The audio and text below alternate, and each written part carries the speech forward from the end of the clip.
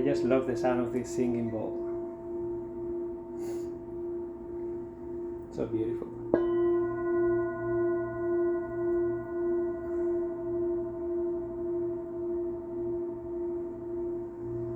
How are you guys doing? Happy Tuesday, everybody. Thank you for tuning in. Look, I have this today too. Ding. So cute. Hi guys. Hi Laura, Sabrina, CJ. Good morning, everybody. Jules. How are you guys doing today? My name is Emilio Jose Garcia. In case there are new people joining my session, anyone is new here? First time taking a live call with me? Hi Elena, how are you?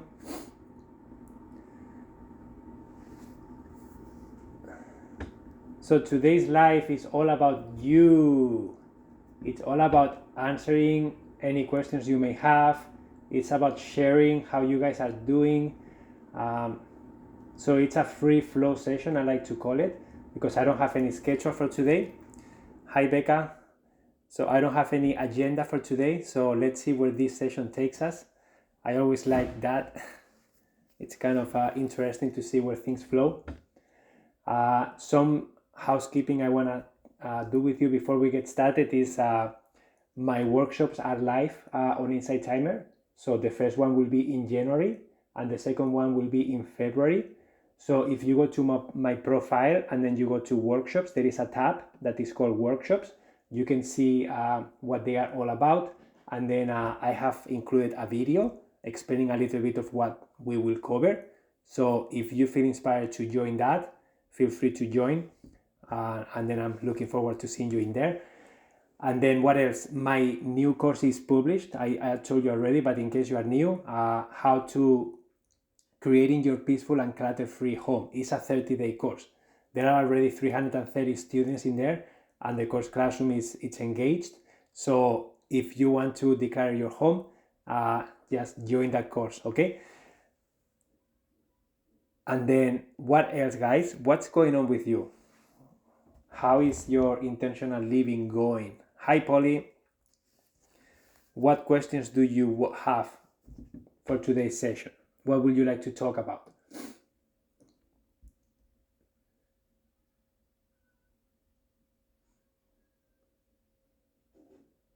We can also do like a little meditation if you guys want, just to ease into the session if that feels good to you, maybe to transition into the session. So it is your decision, guys. You can choose whatever you want to do and I will guide you through it. Hey, Emilio, seeing progress in clearing, slow but steady. Amazing, Lenore. Exactly, where do you donate clothes which are torn? So, Polly, donating clothes that are torn, it's tricky, okay? Because majority of the donation places won't accept them unless they have some sort of sewing kind of workshops that they do with people and they need material. So you need to ask in your community what's available, because majority of the times if they are flooded with things, they may probably not accept them, and unfortunately they may have to be trash, okay? That would be nice. Hi Emilio and everybody, good morning Liliana. Alisa, yes, you mentioned you do in Waterloo. What is that? So here in Waterloo, at least before COVID, Thrift on Kent is a thrift store that we have here, and they used to have a sewing kind of workshop where they teach people how to sew. And then I know that the working center, they have the Green Door was called, and I think it's still open, and they also accept donations, and sometimes they accept material to teach people how to sew. But again, they don't need an infinite amount of clothing and material, so sometimes they are good. Okay, Thrift on Kent, okay, Kent. There are places in the UK that recycle damaged clothes, so accept everything. Not sure where you are, but perhaps Google it. Hi, Daphne. Yeah, so again, guys, these very specific things, you have to do a Google search, because I don't have the answer for your community. I know what's around me, but doing a Google search, doing a few phone calls can be helpful. If you call the thrift store and you ask them, listen, I have this for donation, I have clothes that are torn, do you know anyone, do you know any organization that may need them? And they may be able to point you in the right direction. Okay, so do your research. If this is important to you and you have a big volume, just do a few phone calls and figure it out. Find the information. That's what I normally do when I have something that I need an answer for. Okay, Goodwill accepts damaged items near us. Sue, thank you, Beth. So that there you have an answer. Goodwill can be another option for you. Just give them a call. And sometimes what I like to do, I like to donate those to the thrift store if I don't find any other option, and I let them choose what to do with it. Sometimes they may trash it, sometimes they may do something with it, but again, information will come from you contacting them. Okay, many places will pick up. Yeah, Christine, some places they have a truck. In our community, for example, they have a truck and they have like a day assigned to my area. So I know that maybe every Thursday, every second Thursday or Tuesday or whatever, they will come. And sometimes if you have a big volume, you can call them and then they will come to pick those things up with volunteers. That's another option. I am giving and gave lots of clothes away at the moment, selling at second-hand stores. There is Oxfam also to give away in the UK and Germany. Thank you for sharing that, Daphne. So there you go. That's another option. But that's in the UK and Germany. So if you are not there, then every country is going to be different and every community is going to be different. That's why it's important when you are decluttering, it's important to become aware of what's around you. And then I give clothes to friends and their children. Yeah, passing along things is beautiful. Like I pass along things to our neighbors upstairs because they have a daughter that is 6 months younger than Eva. So everything that Eva outgrows, we normally pass it through them, and then whatever they don't want or need, then we will donate that. So it's always nice, and we received a lot of things for our daughter, so that's beautiful. Yeah, Polly, and in Toronto, again, there are Facebook groups too sometimes that you can ask in. There are other organizers that work in the area and they may be able to help you out. So contacting an organizer and asking them, hey, where do you normally take this? And because they do it every single day and they are in Toronto, they will know, they will point you in the right direction. So that's another thing that you can do. Go to Professional Organizers in Canada, okay? Professional Organizers in Canada. If you type that on Google, you will find organizers by area. So you can filter by Toronto, and then you can send them an email or give them a call and ask, hey, what do you do with these kind of things? Where do you take it? And they will be happy to tell you, oh, I take it to this place, or they will accept it. Okay, so I will invite you to do that.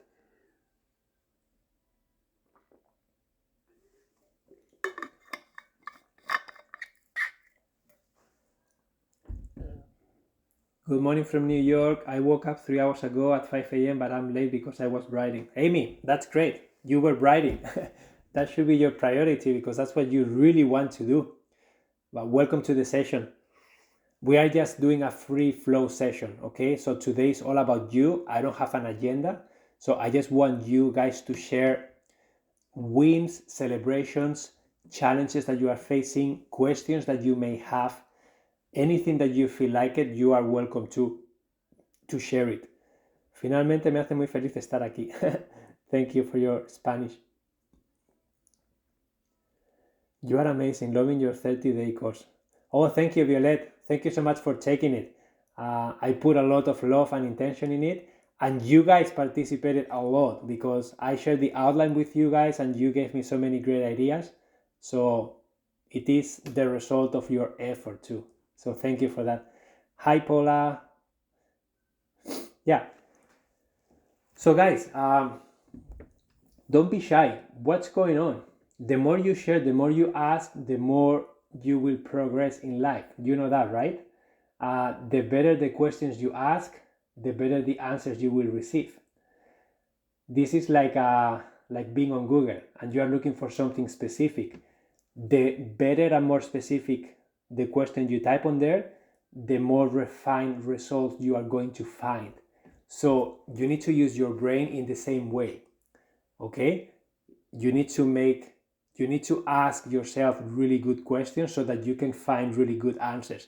Question: I am finally unstuck, but now ideas are flying. I don't know how to choose. So Amy, in your case, I will invite you to do what I call a brain dump or a mind map. So there are different strategies, but basically you need to dump everything in a piece of paper. Don't dump details, okay? Dump big ideas, big sections, big categories that come to your mind. And I know from what you have shared in the past, I know that you want to write. I know that you want to do some sort of yoga. I know that you want to get your apartment ready with your partner. Okay, I know what else did you share. So you share a lot of things, right? So it's important that you put them on paper, and then you have to then be intentional and prioritize your time, because I know that you also have limited time and limited energy. So you cannot do everything you want, right? So you have to be realistic about that. And then once you see that in piece of paper, it's important that you then really check in with yourself and really assess what's really important and necessary here now. What do I need to invest my time in? And honestly, ask the universe for answers in the way, like, I don't know, I have a deck of cards that I normally, sometimes I pull a card and I read the card. Sometimes I grab a book and I open a random page. Sometimes I have a conversation with someone that I feel they can help me. Sometimes I listen to something that I know it will be inspiring to me. Sometimes I sit in silence with the ideas that I have in front of me, and I kind of reflect on them. And then when I'm meditating on them and just letting space, things come up, ideas come up, feelings come up, and then I have more clarity about what is it that I really want to do. So I would say try any of these techniques and see how you feel, and then prioritize, because you only have so much time during the day. And when you feel inspired and motivated and ideas start flowing through you, it is normal to have too many. And then you have a problem of, now which one should I do? It's normal. I am facing this right now, to be honest. Like, after coming from my holidays, it's just overwhelming, because I need to be a dad, I need to be a husband, I need to work, I want to exercise, I want to spend time with friends, and I'm feeling like, whoa, whoa, whoa, so much stuff happening, right? And so many ideas. I want to create this course, and I want to do that live, and I want to read that book, and I want to, you know what I mean? So it's a lot of stuff flowing into your life, and then you just have to grab your remote control and start tuning into the channels that you want. And because there is infinite amount of options and information, so you just have to make sure that you choose something that feels good. Trying to minimize: how do you say kindly don't want to do gift exchange? Always done it with siblings in past, suggested, but they didn't receive my suggestion. Polly, that's something that ourselves have had a hard time until now, especially with Samantha's family, because they are very generous, and her mom she loves the experience of buying gifts and giving you a physical gift. We told her so many times, we don't need anything, we just want you to come and spend time with us, let's do a meal, let's go to a restaurant, if you really want, give us a gift certificate for the movies, or for I don't know. But then she loves that, she loves buying things, and she loves giving us things. So we had to accept at the end. We told them we don't want to participate in this, but they do it. And at the end of the day, you have to respect. It's a fine line, because you have to respect what they want, but you also have to set healthy boundaries in what you want and need. So our healthy boundary is, we don't need anything. We don't live in a very big home. So if you bring us a lot of physical things that we don't need, we are free to donate them, we are free to pass them along, and we don't want to feel guilty about it, and we don't want you to have expectations about what you give us. And she doesn't have any expectations about that. So anytime she gives us stuff, we are free to do whatever we want, and we don't feel guilty if those things don't serve us. That was our happy balance, and that's how things are flowing, because we cannot impose what we want to do to someone. When we had Eva, we had lots of friends, we told everybody we don't need anything because we have an abundance of things. Everybody's giving us stuff. And then every time that we had a visitor, they brought something. And then we were kind of upset, but grateful at the same time. But then the same thing, we were overwhelmed with the amount of things. And at the end of the day, a lot of people say, but this is not because of you. I had a lot of great time going to the store, finding the thing is so cute. I had a great time. So I don't want you to take that away from me. And I understood, okay, that makes sense. So that's your choice. But then my choice is gonna be that I don't want this, so I'm gonna donate it, or maybe I have to take something else out because the closet is so as big as it can, right? So those are some strategies, but have clear conversations with them and just tell them how you feel about that, tell them ideas, and then hopefully they are open to do that. But if they are not, at least ask them that I don't want you to have expectations then of what you give me. Because if I'm decluttering my home and I'm working really hard and then you bring something, I don't want to keep that if it doesn't serve me, okay? And I don't want you to feel bad about it. And if they are okay with that, then sometimes I just return things if I have the receipt, right? I always ask for the receipt and then I just go to the store and return it. And then maybe get something that I really need, or a gift certificate, I don't know, something like that. But again, it's tricky. I know it's tricky. Thank you. Yes, don't focus on details. Dump broad ideas. Limited energy could be a gift, enforcing me to release overwork and harness the gift of the invisible work revealing itself. I love pulling cards and haven't done that in years. Yeah, so Amy, try that. I have a deck that I sometimes pull a card from. My wife has 2 or 3 decks, I think, different ones. One deck gives you a very big explanation, another one is very short. But it's nice to read those things because it makes you reflect about how you really feel about that. And then you can then decide. And sometimes it's okay if you are in a transition time and you are confused. And you are confused for a few weeks, a few months. Sometimes that's a process too, and that's normal. And you just have to embrace that discomfort. You have to embrace that confusion. You have to embrace that overwhelm, because that's what's happening for you right now. And that's what I've been doing these past days. I am trying not to let this amount of things that I could do overwhelm me to a point that I don't do anything, because then that's not serving me. So I am observing. I am like, wow, I'm feeling overwhelmed. Wow, I have so many things I want to do and I don't have enough time for all of them. And then sometimes I feel the guilt of, I don't have enough time to do these things that are important. But then I have to reflect and remind myself, Emilio, do you want to be overwhelmed doing a lot of things and neglect spending time with your daughter, neglect spending time with your wife, neglect cooking a good meal? Or do you have to chill out and then just do the basics, really necessary things, and spend time with the things that are supposedly not productive but necessary?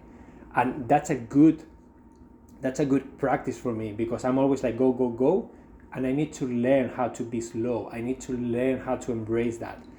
So for you it may be different, but maybe this sickness is allowing you to embrace that more, as you say. I have a suggestion. Say, I have committed to service through the holidays. If you would like any gift, giving exchange, donate to a charity in my name. I don't engage in the holidays in other ways anymore. Yeah, Amy, that's great. That's a great idea. But you will still have people showing up with gifts because they don't care and they enjoy the process. So I think that being upset is not the answer. I feel that establishing healthy boundaries and clear communication, it's the answer. And just allowing the people to do what they need to do, but you letting them know your position and how you feel. And then if they still decide to give you gifts, it's a choice. And it's a choice. But they cannot have any expectations on you and what you do with those things. Or that you have to give them a gift in exchange, because then you will enter that cycle, right? I remember being in Barcelona, and I remember that some months we had so many birthdays because I was in a dancing group, I was in a rollerblading group, I was in a hiking group, and I had my group of friends from school. So some months, guys, I had like 5 to even 10 birthday parties. And in there, every birthday, it was normal to go out for dinner, and then everybody chip in for a gift. Sometimes 5 euros, 10 euros, 15 euros. So if you do the math, 10 times a dinner, 10 times $15, times 2, because I was doing it with my partner, we just had to say, we cannot do this, but we want to spend time with you. And it was very weird because we couldn't spend time with people if we didn't participate in that gift exchange, dinner, and all the expenses associated with that activity. So that was a very tricky situation. Okay, let me see.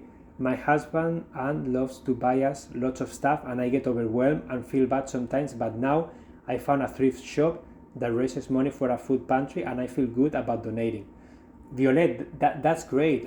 If you have tried your best to communicate clearly and they know how you feel, then it is their choice to keep doing that.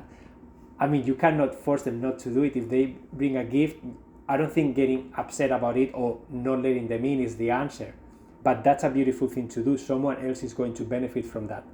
And everybody it's a win-win situation. Thank you for that. Emilio, I love your strategies. Let them shop if they want. I will pass it along. Yeah, and again, this is not all about you and how you feel. It is important that you communicate that. Sometimes it's weird, sometimes it's difficult to communicate that, but sometimes it's necessary, especially if you have kids and everybody brings toys for your kids and you are working really hard to declutter the toy room, and all of a sudden I see this from clients. They do a really big decluttering, they get their home to a very nice place that they can host family, that they can feel well about themselves, kids can play easily and put things back easily, so they have a good system. And then after Christmas, we go back to do another session and it's chaos. It's unbelievable the amount of things that they collected during Christmas because people just bought them stuff, right? So in those cases, again, you have to be very diligent about, guys, I don't need physical things. I don't want everybody to buy everything for my kids because I don't have the space and I don't want them to have 1,000 options either. So maybe communicating what they really need and chipping in, everybody chips in for that specific thing, and maybe it's just 1 or 2 things that are very intentional. Maybe it's you requesting, I want experiences. I want you to come here and cook with them. I want you to take them to the movies. I want you to take them out for dinner. I want babysitting time so that I can get a break. Something like that can be great too, and people will love doing that. And if they still bring stuff, you have to tell them like, thank you, but I have the choice to declare this, donate this, because I don't have the physical space. If you have the space, you can rotate toys. We do that with Eva. We rotate toys. So we try to keep her room organized and easy to maintain and put things away. But then every few weeks we rotate. We have toys in the basement and then we will rotate them because it's nice for them to have options, but we don't want her to be overwhelmed. And she doesn't play with everything if she has too much stuff out. But she's very intentional if she only has a few things that she missed. So every time if she comes to the room and she has 3 things that she didn't see in a while, she plays with them a long time. If she has 25 toys out, she doesn't play with any of them and she comes to the kitchen and grabs a pot and a pan. That's what happens, right? So can adopt a bird at local non-profit educational bird sanctuary. Yeah, that's Lenore, thank you. That's becoming aware of what's in your community. I know, for example, in Barcelona, I know that there is like a humane society for animals and people can go out and walk dogs that are rescued dogs and they live there. So people can go and maybe go for a 1 hour walk and then they just walk a dog. That's one experience. Here we have the Humane Society here in Kitchener. So you can volunteer there, you can go there and do something. Maybe you can foster an animal and that can be a nice experience, but then they will go back or they will be adopted after. Yeah, there are a lot of things that you can do that don't require physical things only. Let them do what makes them happy. Yeah, Violet, that's at the end of the day, everybody needs to do what makes them feel good. And sometimes buying a gift is the only way that they know how to express their love for you. Maybe they don't know how to do it in a different way because that's how they were raised. So that's why sometimes it's not only about you and how you feel, it's also about why is the other person doing this, why it's so important for them. And maybe you don't have the right to remove that experience from them. Excuse me. Well said, Emilio. Our family goes through this every year. Um, yes, the symbolic imaginary in the cards taps into the unconscious mind, the right brain, and pulls forward. Yeah, I would prefer to donate to international charities in the name of family and friends and have them do the same for me, but many rather want things.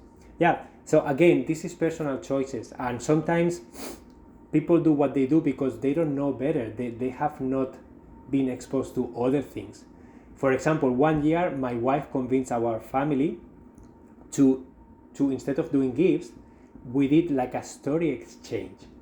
And basically we brought a computer and then we brought a screen, and then everybody could prepare something to share with others. And let me tell you, it was amazing.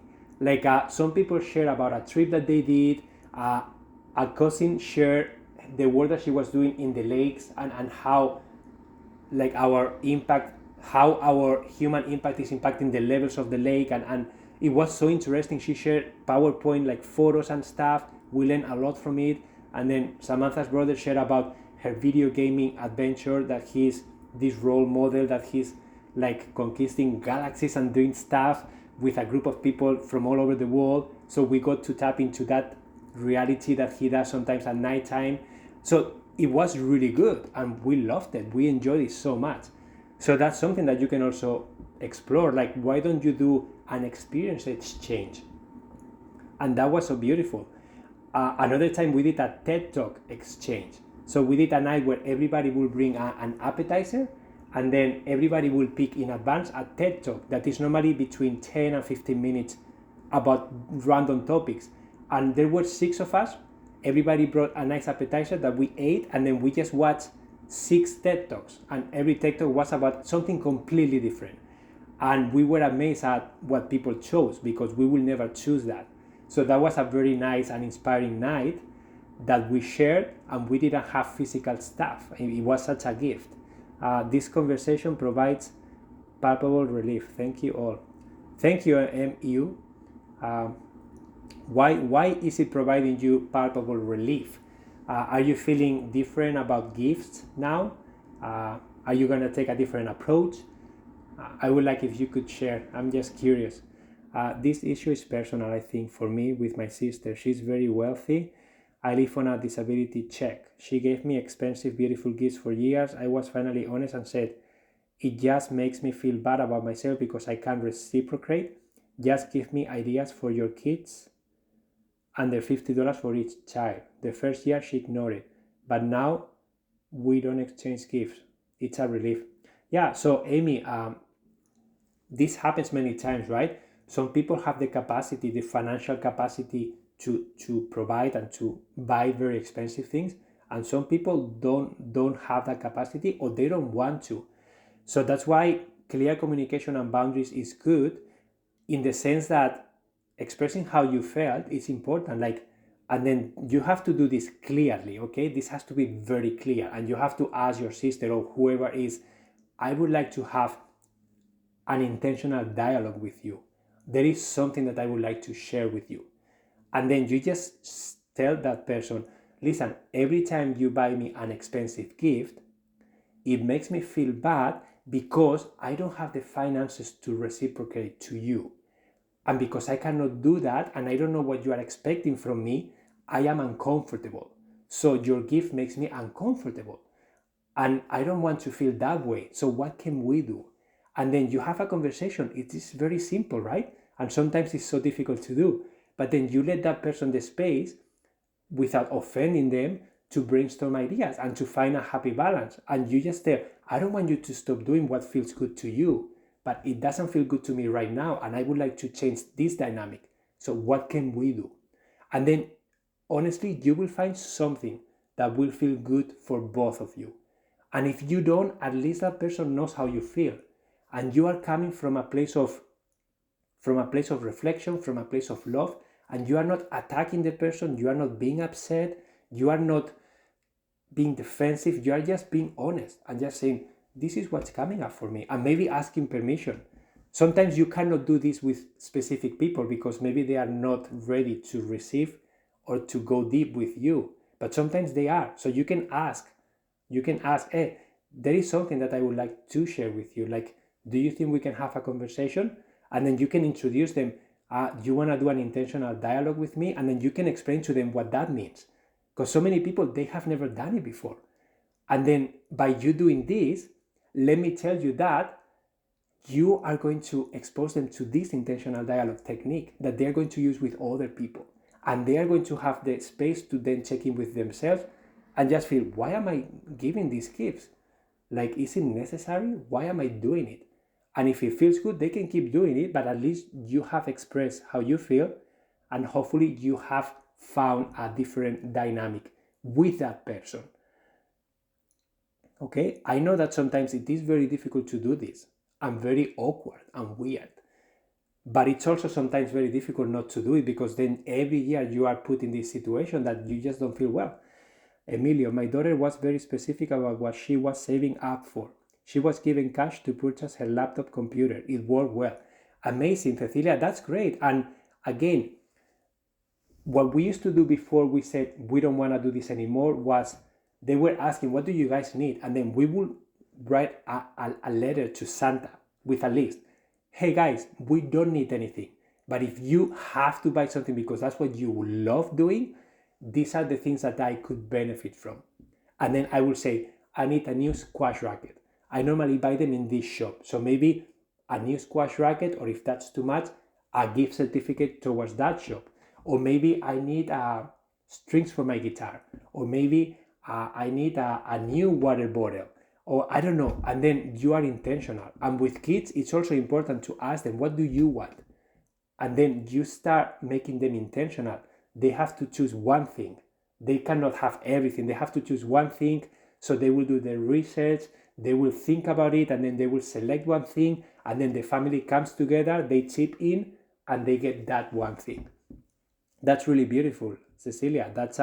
I'm sure your daughter was so happy to receive that laptop, wasn't she? Probably she appreciated that so much more than receiving 15 different things that maybe they were not as intentional as that. So thank you for sharing that. My mom gave us a gift card for Operation Smile for children in poverty who desperately need surgery. It's beautiful. Amazing. That's amazing. After all this isolation, the biggest gift any friend and family can give me is time and their presence. I totally agree, Johan. I totally agree. And it's still, we are sometimes, comfort levels are still all over the place when it comes to gathering, and especially kids that are not vaccinated, and then some people are vaccinated, and then some people do a lot of activities, and some people don't do activities, and then the people who don't do activities don't feel comfortable hanging out with people who they do activities. So it's becoming we're finding a little bit difficult this year also to like gather family wise, because there are all these different comfort levels, and then you just have to maneuver through those too. So you just have to be patient, you just have to, but yeah, I totally agree.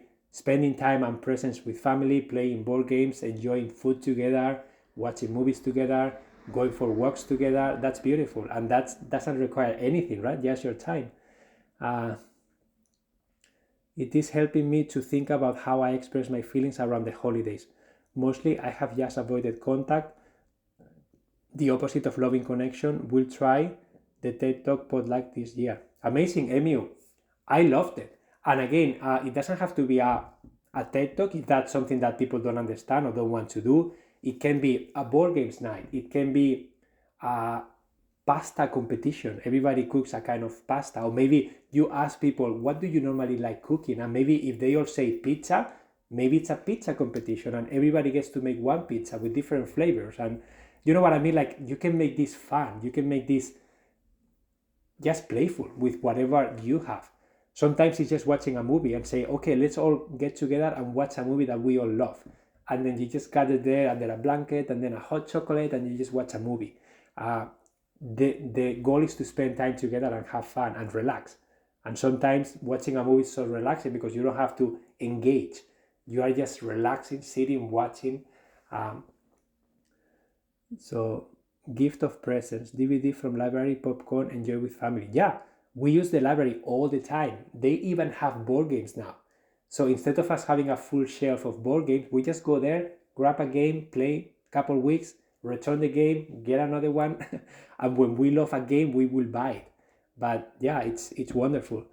My nephew is in his 20s, used to wealth. I brought him a long letter telling him how proud I am of the man he's choosing to be in the world. I listened as many traits, quality memories I could think of.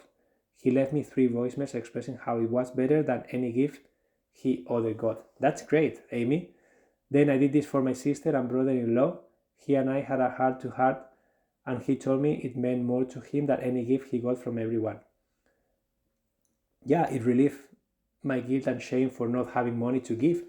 Just ideas for others. Yeah, so yeah, this is wonderful, and this is something that, guys, everybody is going to appreciate a lot the love that you put into whatever you do. That love can be in the form of cooking a recipe that you know they will love. That love can be in the form of offering your time to babysit their kids and giving them a night off if that's what they need. Sometimes it is to just come home and say, I would like to help you clean the house, or I would like to help you do any project that you may have here, or just come to have some tea and spend time together, catch up, ask how is that going, and then ask them about how are things going, right? That so many times I find that people don't have time to even get interested or curious about how you are doing because they are so overwhelmed with their lives that they don't have the time or capacity to say, hey, how are you doing? How is that project that you talked me about the other week? How is that going? Are you taking action in there? How is your decluttering going? Or how is that trip that you were planning going? You know what I mean? Like getting out of your mind, out of your situation, and being curious about the other person is very important. And sometimes we don't do that.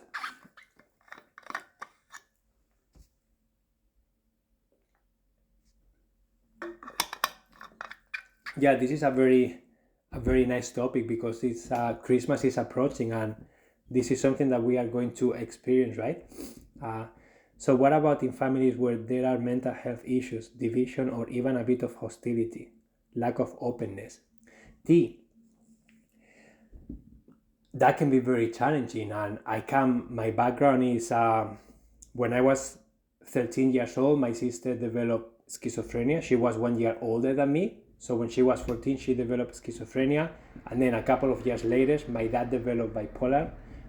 So mental health situation at home was really, really bad, and I can tell you that I couldn't control how they behave. I couldn't control gathering together. That wasn't a thing. There was always tension. There was always screaming. There was always lack of love, and we were all tired. We didn't know what to do. My mom had only me to support her, and then it was horrible. So in those situations, I will say that self-care is very, very important. And self-care for me, it meant I join a hiking group, and every weekend I will remove myself from the house and I will leave and spend a night out. And sometimes we will sleep in places that were very inexpensive or sometimes even free. So it wasn't a financial constraint to do those activities, but it allowed me to be in nature. It allowed me to socialize with other people, and it allowed me physical space away. And I could come to the house with more patience, and then setting healthy boundaries in my home, like in my room, and then doing activities that nurture me. Because every time I was with them, it was very difficult and very draining. So in your case, I would say that maybe having the expectation of everybody gathering together for hours in Christmas, maybe it's not realistic. Maybe you need to be aware of each other's needs and maybe create something that can work. Maybe that's gathering for 30 minutes and leaving, or maybe that's I don't know what that is in your specific case, and I don't know what kind of mental health issues you are talking about, but you just have to be aware of that, and you just have to create something that may work in there. And sometimes it's not possible. Sometimes you just have to accept the fact that you just cannot make that happen, and it's painful, it's sad, it's lonely, but it is the reality. uh, but yeah, if you approach all these things with love, with compassion, always with healthy boundaries, you have more chances of finding something But if you are talking about someone who is going to react, who is going to attack you, who is going to verbally abuse you, stuff like that, the only thing that you can do is protect yourself, because that person is not ready to accept anything. They are not ready yet. They are not in that space. And when they are not in that space, you cannot change them. Okay?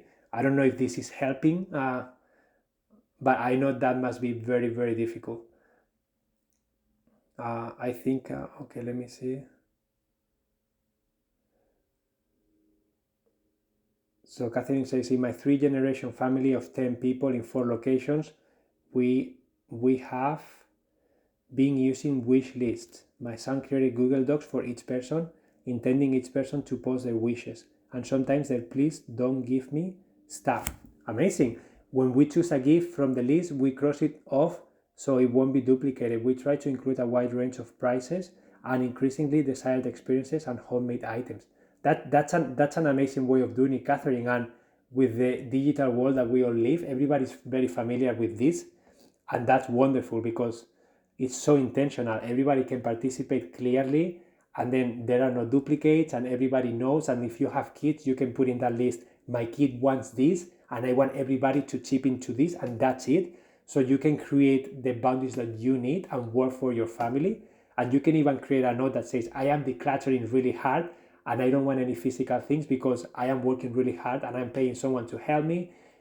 So you can be very intentional. I love it. Amy says, Lenore, I think my 4-year-old nephew wouldn't want the letter. He would much rather the movies and popcorn idea.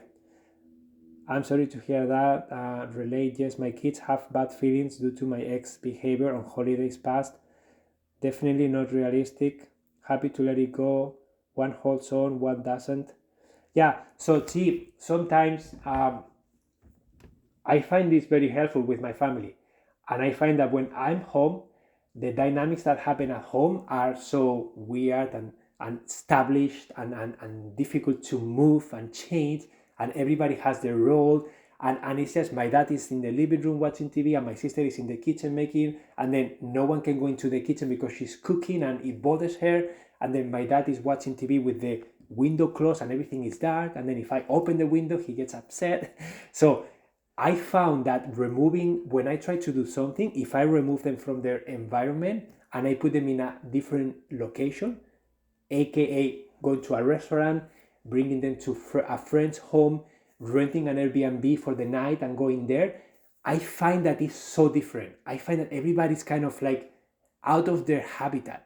So my sister doesn't know what to do. She doesn't have her room. She doesn't have the things that she normally does. My dad, the same thing. There are strangers around, so they cannot be themselves the way they would like to because they are concerned about what people will think. And I find that it works for a couple of 2 hours, 3 hours. That's a good solution that I use a lot. And I find that that's very nice. And after that, they leave and then it's done. But I find that if I try to do something at home, it's very difficult. So maybe removing them from their routine and going to a place that is completely new for everybody and doing an experience together that everybody may enjoy, that may be something that they may start switching the memories from Christmas and maybe removing those past experiences and memories.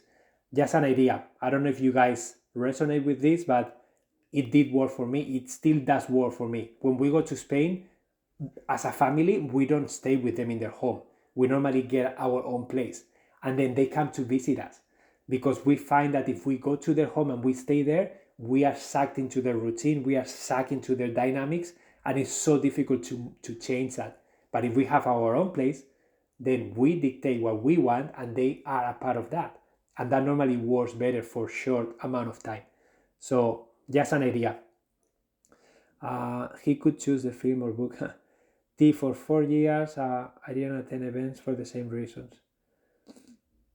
Yeah.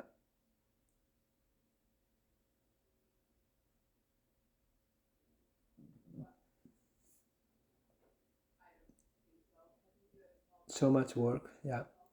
I did a hike with them to try and change it up. One of the daughters is a challenging personality. Yeah, T, and involving them in the process is also like it's also helpful. Like asking them, what would you like to do? What is something that you will enjoy? And sometimes being curious about their likes, their wishes, the things that motivate them, and then surprising them with something that you know they are going to enjoy, or maybe inviting them to be a part of the process. Or yeah, I feel that there is something, you just have to find an entry point. Okay, so they might be enclosed, they might be resented, they may be, but there is always an entry point that you can find. And if you are creative, playful, and if you always approach things from a place of love without reacting, without getting sucked into the dynamics, you will find an entry point for sure. I always find an entry point with my sister. I always find an entry point with my dad. Sometimes he's doing something that they don't expect.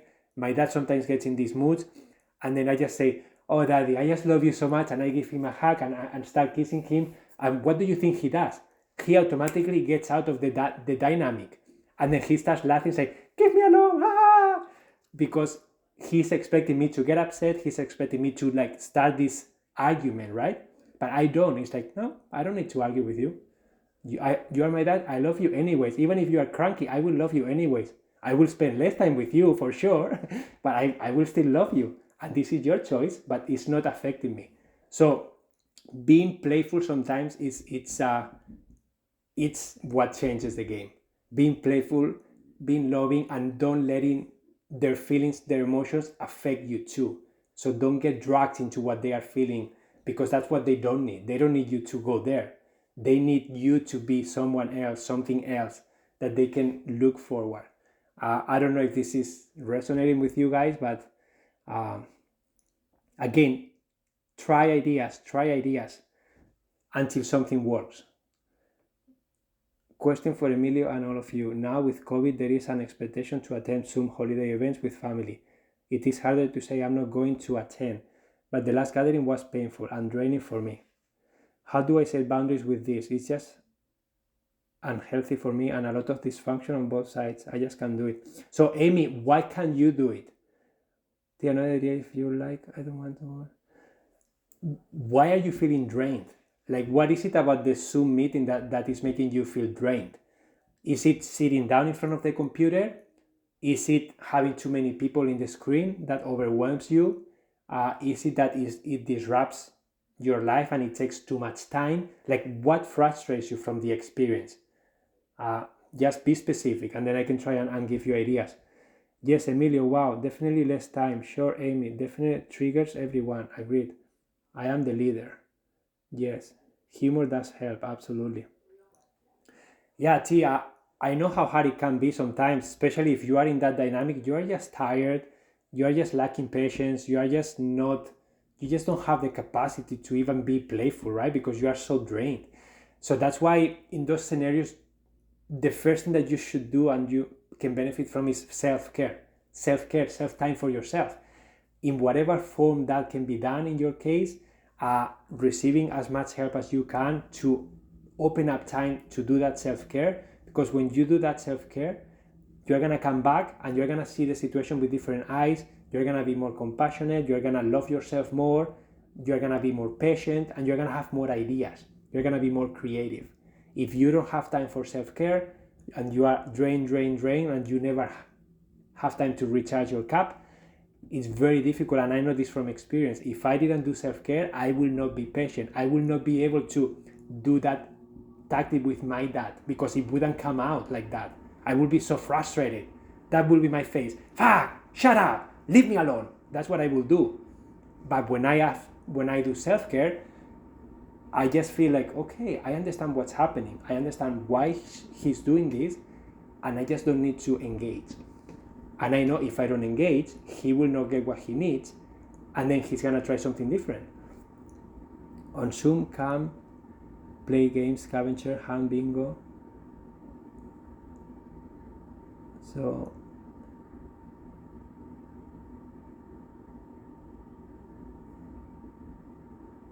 I definitely use humor with cranky teenagers. It always works, honestly, it always works. Just like stop. Playful until eruptions, then people pleasing, difficult. Love the variety of ideas. Thank you, everyone.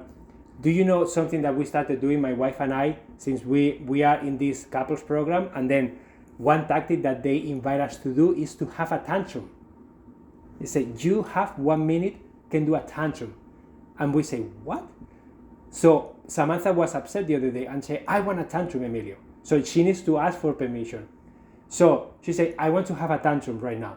And I say, okay, are you ready? Yes. So I have to stand up in front of her with open arms like this. I have to breathe. I have to be like a tree. I have to embrace the masculine energy. And then she just starts having a full blast tantrum, like screaming, moving her arms like this. Ah!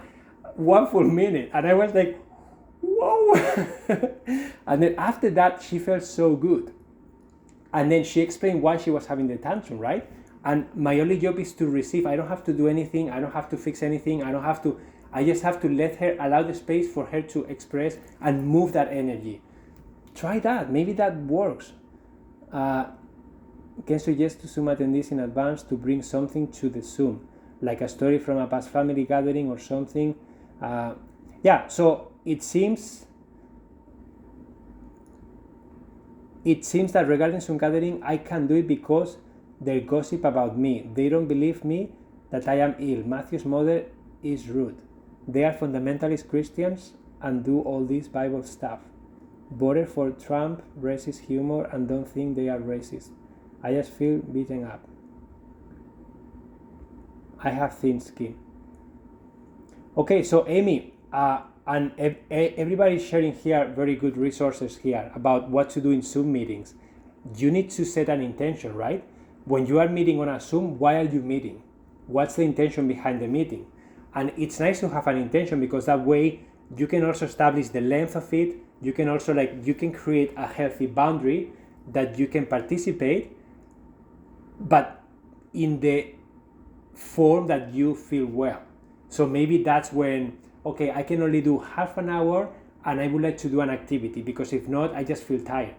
And the problem about that they don't believe that you are sick, all that stuff, that's something, again, you know what you know and you are connected with yourself. You know if you are sick, you know if you are not, you know how you feel inside. So what other people think about you shouldn't, I know it's difficult sometimes, but it shouldn't affect you. And when you are standing for yourself and when you are like, listen, I am feeling this way. This is a reality for me right now. And if you don't see it, I respect that, but that's how I feel. And if you don't accept that, then why are we meeting together? Sometimes that difficult conversation needs to happen. Sometimes when you have that difficult conversation, people will respect you more because you are standing your ground. You are being true to yourself. You are not just being wishy-washy. You are like, no, this is what's happening for me right now. This is my reality. And I would like to share my reality with you because you are my family. And there are things that I don't like. There are things that I don't do like you guys do, but I respect them. But you have to respect mine too, right? So you have to find that happy balance. And I know sometimes it can be very difficult, especially with parents-in-law, because a lot of stuff is imposed on you. And then can suggest to Zoom attendees in advance to bring something to the Zoom, like a story. Yeah, so setting the intention, right? Setting the intention is so important. I create a teen friendship group and we play trivia every other week. It's a lot of fun. That sounds fun. And keeping kids engaged in a screen is not easy. So that's why if you don't have an activity that everybody's excited about, doing a Zoom becomes draining, becomes like, oh, I have to do another Zoom now. And then you just show up with this energy like, oh. So what's gonna come out of that meeting?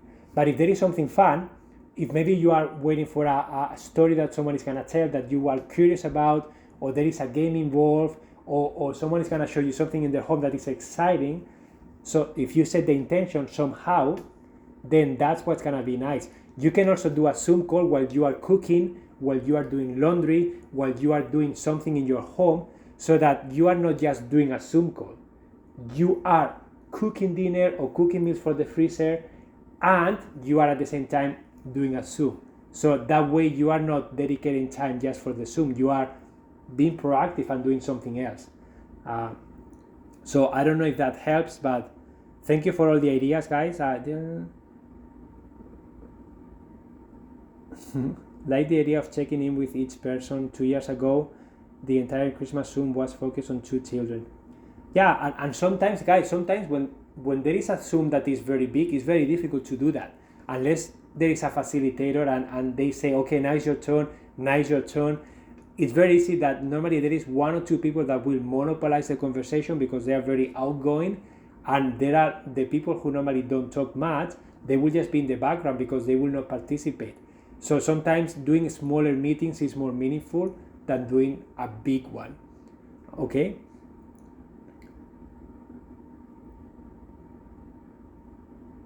Yeah, so thanks, Emilio. That's the pain point. Most people don't believe me because autoimmune illness is invisible. Even doctors don't believe me. I need to work on this inside me.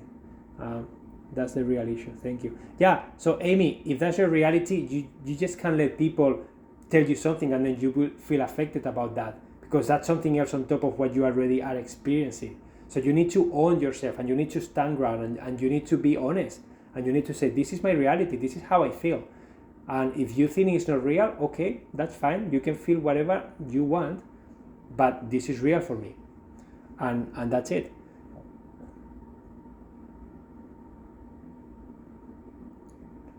Okay, guys, so we are almost at the end of the call. Thank you so much for sharing. Sound goes out.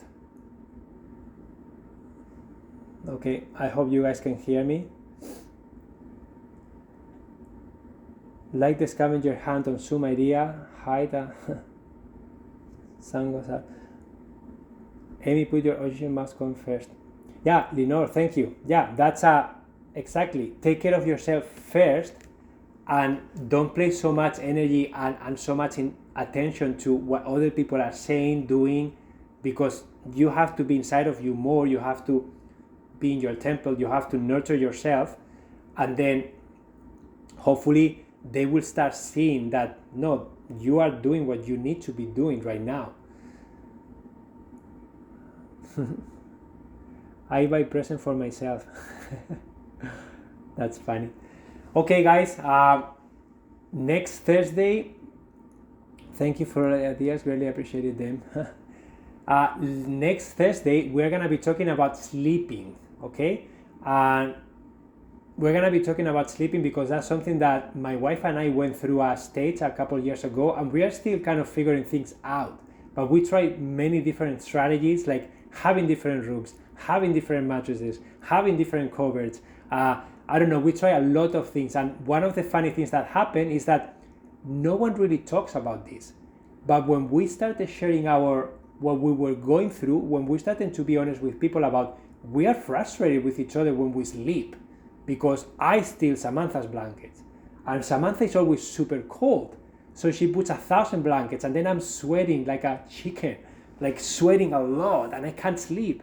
So I am frustrated. So finding that happy balance of like, it was so difficult, but when we started sharing with people, every single couple, every single person had something to do, something to say.